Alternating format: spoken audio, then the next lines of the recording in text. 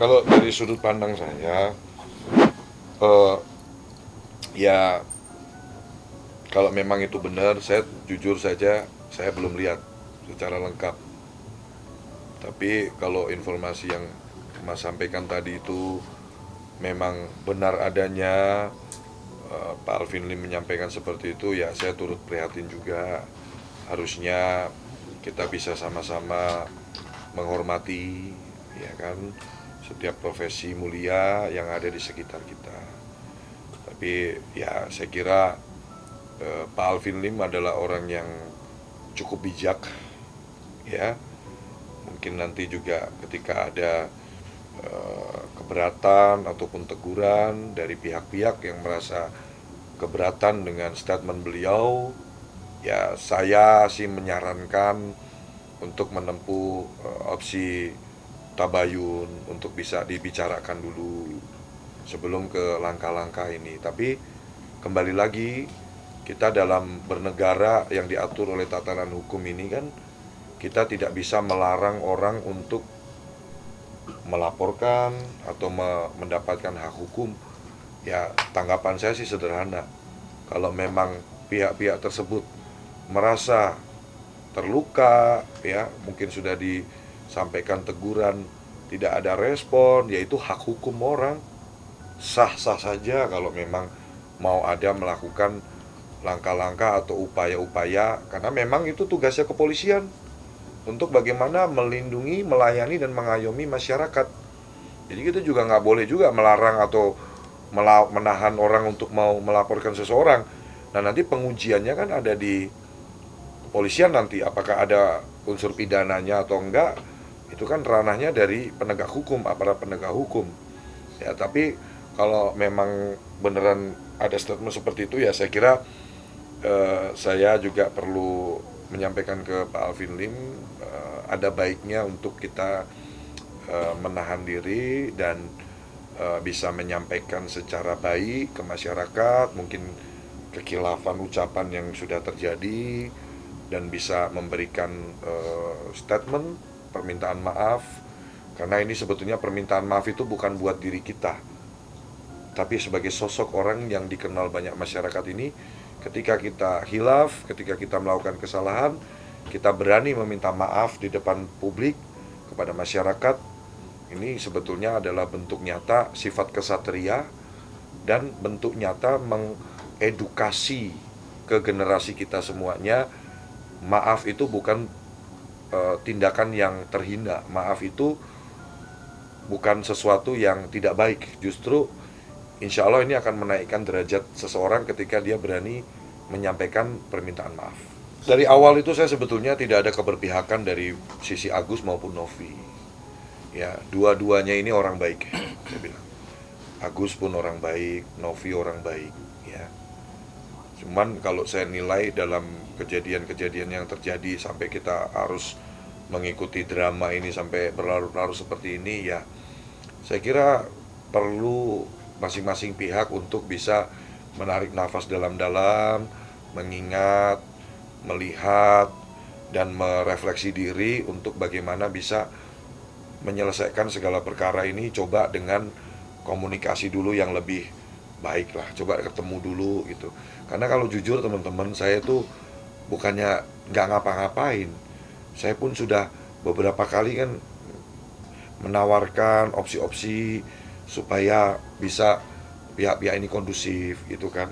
Sampai yang terakhir kan saya juga sampaikan ke Pak Farhad langsung terkait mau memberikan satu unit apartemen kepada saudara Agus, tapi kan tawaran-tawaran saya nggak pernah digubris, nggak pernah diterima, ya kan.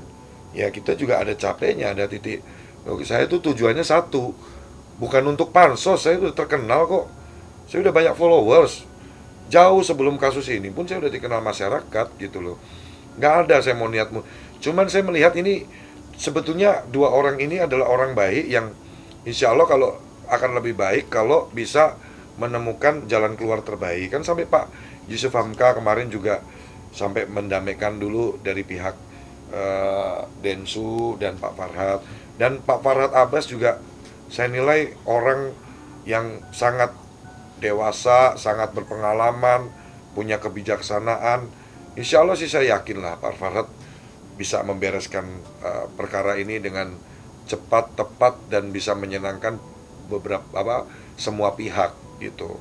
Ya, kalau dibilang jenuh ya jujur jenuh, kita masih aja itu berita kok nggak selesai-selesai. Tapi ya saya kan punya kendali apa? Saya bukan bagian dari salah satu dari mereka. Hanya kita bisa memberikan statement-statement yang bisa bagaimana Novi dan Agus, yuk kita sama-sama bisa mencoba untuk bisa mencari jalan keluar yang lebih everybody happy lah. Gitu. Insya Allah sih saya yakin bisa lah. Saya nggak bisa larang kok orang mau ngelapor-lapor, kan nggak punya hak dan tidak boleh kita melarang orang mau lapor-lapor. Jelas itu. Ada undang-undang mengatur juga, tidak boleh kita menghalang-halangi. Polisi aja nggak boleh menolak laporan dari masyarakat. Betul ya Pak Pengacara? Ini kalau saya salah tolong dikoreksi karena Bapak yang lebih ahli kan di bidang hukum. Ya kan? Saya kira ya itu sah-sah aja sih Mas. Haknya Pak Alvin Lim. Kalau memang dirasa perlu dia mau melaporkan, ya itu mereka punya hak sih Pak Alvin Lim.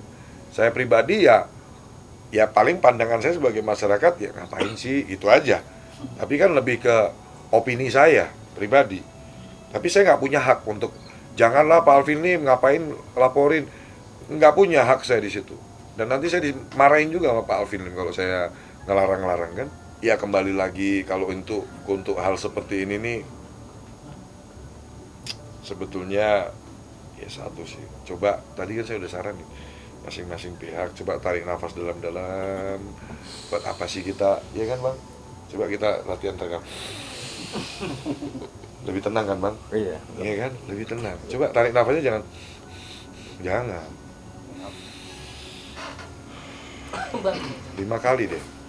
Itu insya Allah kita dapat hal yang baik, bijaksanaan, lebih bisa mengutamakan tabayun, lebih bisa mengutamakan persaudaraan, ya kan?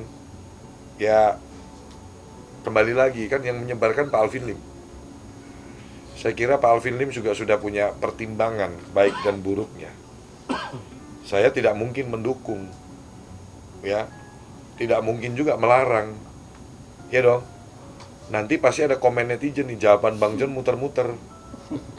Ya tapi memang faktanya pertanyaan dari teman-teman ini yang bisa saya jawab adalah ya itu haknya Pak Alvin Lim loh. Semua orang punya hak untuk melakukan apapun. Nah tinggal dari hak melakukan itu kan ada konsekuensi yang melekat. Konsekuensi baik, konsekuensi buruk.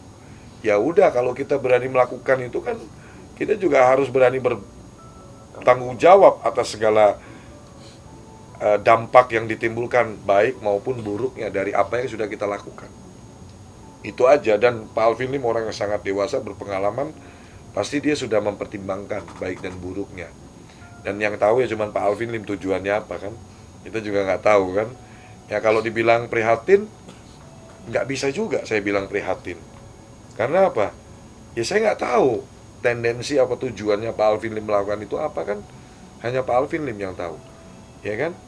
Ya sekali lagi saya cuman pengen sebagai masyarakat kalau bisa sudahilah, kalau bisa udahlah di stop lah. Ini Pak Erwanto kayaknya juga udah di samping saya ini, ya kan? Gimana Pak? Tanggapannya Pak? Silakan Pak Erwanto. Jadi gini, saya sih setelah tarik napas tadi kata bagian tadi, ternyata benar.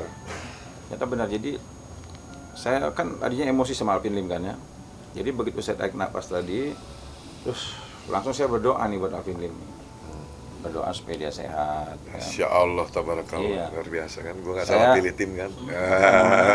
Jadi saya selalu berdoa buat Alvin ini, ya. Walaupun dia mengatakan katanya nggak kenal saya, tapi saya tetap harus mengakui dia teman saya, dia sahabat saya. Saya hanya mengingatkan sama Alvin Lim. Saya beberapa kali nonton video dia kan lagi berbaring tuh di rumah sakit. Nah, saya hanya berpesan sama Alvin, kesehatan itu nilainya 1, mobil Mercy itu 0, ya rumah 0, semuanya 0. Kalau 0-nya hilang masih ada nilainya, tapi kalau kesehatannya hilang maka jadi 0 semua. Jadi saya berharap Alvin bisa mengutamakan kesehatannya ketimbang hal-hal yang lain. Jadi alhamdulillah nih setelah dari Bang Jon bilang tarik napas, saya tarik napas. Nah, jadi saya berharap supaya Alvin cepat sembuh ya, agar dia bisa mungkin saya nggak tahu juga. Saya kemarin tuh di kolom komentar saya itu ada mengatakan begini, Bang, kakak saya dokter katanya. Jadi orang yang seperti Alvin itu katanya dia pernah tetangganya punya pengalaman begitu, itu minum obatnya banyak. Jadi mungkin bisa juga ya ada pengaruh mungkin ya, antara sadar dia sadar. Masya Allah. Nah, jadi mudah-mudahan sekali lagi Alvin Jadi sehat bijaksana lah. banget nih. Ya, jadi mudah-mudahan dia sehat aja gitu. Bisa di Agus sendiri udah sekarang Apartemen udah siapa? Disewain ya? dokter apa gitu, lupa dipinjemin. Dokter Titi atau siapa. Ya mungkin kita berpositif thinking, mungkin apartemen saya terlalu kecil. Karena yang saya tawarkan tadi tipe studio di Serpong Greenview, ya kan. Meskipun mewah, udah interior udah full, tinggal bawa badan aja sama Ya. baju. Harganya juga mungkin lebih murah, di bawah 300 juta kan apartemen itu kan, karena emang ya saya beli juga buat iseng-iseng aja. Ya kan, ya kalau kita kan selalu harus berpositif ini, mungkin apartemennya yang ditinggalin sekarang lebih besar, Ya. sesuai kebutuhannya dari Agus, ya kan? Atau sebaliknya, Bang, Betul. apartemen Abang besar dia agak sulit juga, Bang. Oke. Iya, bisa juga kan kalau Iya. terlalu besar. Iya, Jadi dia bisa. lebih sulit kan? Betul. Ya, karena keterbatasan dia. Itu kembali lagi lah, itu hak prerogatif Ya. kan, kita nawarin. Kalau orangnya nggak mau, emang Ya. kita bisa memaksakan memberikan bantuan ke orang yang tidak mau? Nggak bisa. Tapi saya mau menanggapi apa yang disampaikan Pak Herwanto tadi. Saya kagum loh. Seorang Pak Herwanto ini yang nggak takut sama apapun kecuali Allah Subhanahu Wa Taala, bisa loh menyampaikan seperti itu, mendoakan orang yang sedang berseberangan sama beliau. Ada ya inilah ya perselisihan mungkin atau pertentangan, perdebatan gitu. Cuman kuncinya cuma satu.